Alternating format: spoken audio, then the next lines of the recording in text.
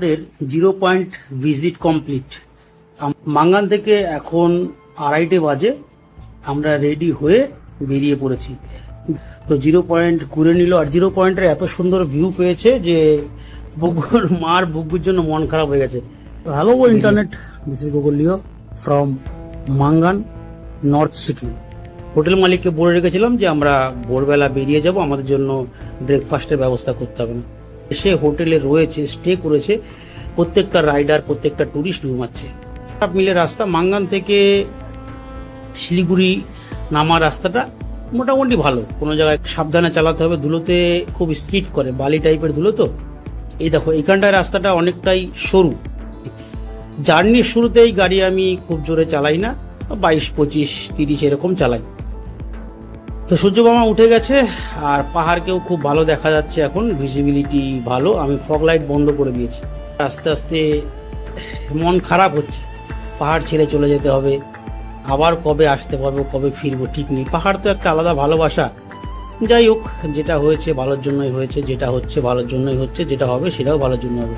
পাহাড়ের বাস সুন্দর এই জন্য যে পাহাড়ের বাসগুলো বাঁকা হয় না।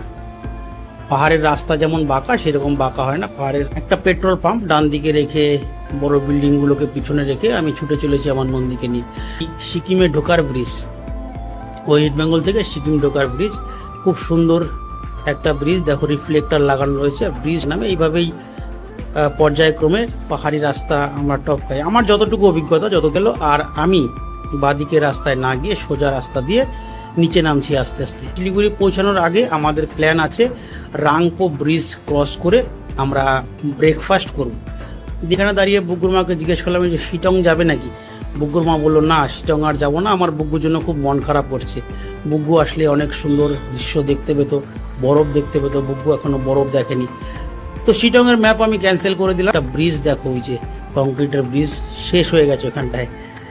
সম্ভবত লাস্ট বর্ষায় যে হরকাবান এসেছিল, সেই হরকাবানে তিস্তার উপরের বহু ব্রিজ ভেঙে গেছে।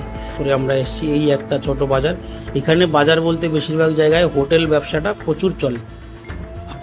সকাল সকাল বেরিয়েছি আর এই চলে এসেছি আমরা রাংপো ব্রিজ দাঁড়াবো। আকাশটা দেখো কত সুন্দর, পুরো মেঘ, মনে হচ্ছে মেঘগুলো পেজা তুলোর মতন উড়ে উড়ে বেড়াচ্ছে আকাশে, মানে তুলোর মতন মনে হচ্ছে যাকে বলে। তার মধ্যে আর নিচের দিকে যত নামছি তত যেন আস্তে আস্তে টেম্পারেচার বাড়ছে। বাদিকে উপরে যে রাস্তাটা চলে গেল ওটা কালিম্পং চলে গেল। আর এই যে এইখানটায় একটা চায়ের দোকান দেখতে পেয়েছি, এইখানটায় দাঁড়ানো। এখানে দুজন আঙ্কেল আন্টি বয়স্ক মানুষ দোকান লাগিয়ে বসে রয়েছে। জিজ্ঞেস করলাম কি পাওয়া যাবে, বললো চা হবে আর অর্গানিক পেঁয়াজ পাতার পকোড়া, রাই পাতার পকোড়া, এগুলো হবে।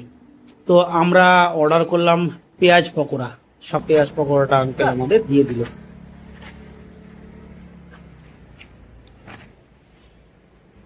प्रेम ऐसे होना चाहिए, प्रेम ऐसे होना चाहिए।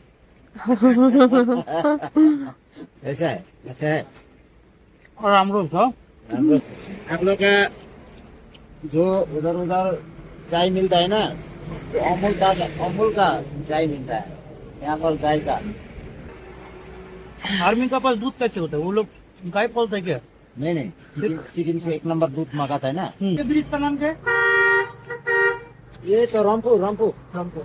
तो सिक्किम থেকে আমরা রামপুর ব্রিজ ক্রস করে কালিম্পং, তাই তো? कालिम्पोंग, अभी ये कालिम्पोंग কালিম্পং চলে এসেছি।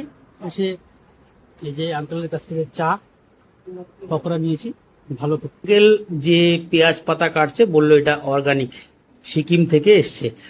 কত সুন্দর কেটে। ऐसा हाँ, इसका ये ऑर्गेनिक साग, हाँ, इसका ये लोग नीचे नहीं मिलता है, ये ऑर्गेनिक है। অর্গানিক কোনটা ইনঅর্গানিক ওটা আমাদের বিজনেসের মধ্যে ছিল না। আমাকে ওটাকে ডিপ ফ্রাই করলেই পেঁয়াজ পাতার পকোড়া হয়। বানাতে থাক পেঁয়াজ পকোড়া। আর তোমরা সবাই ভালো থাকো, সুস্থ থাকো। আর লাস্টে একটাই কথা, বাঁকা রাস্তায় কখনোই দিশারা নয়। Good bye.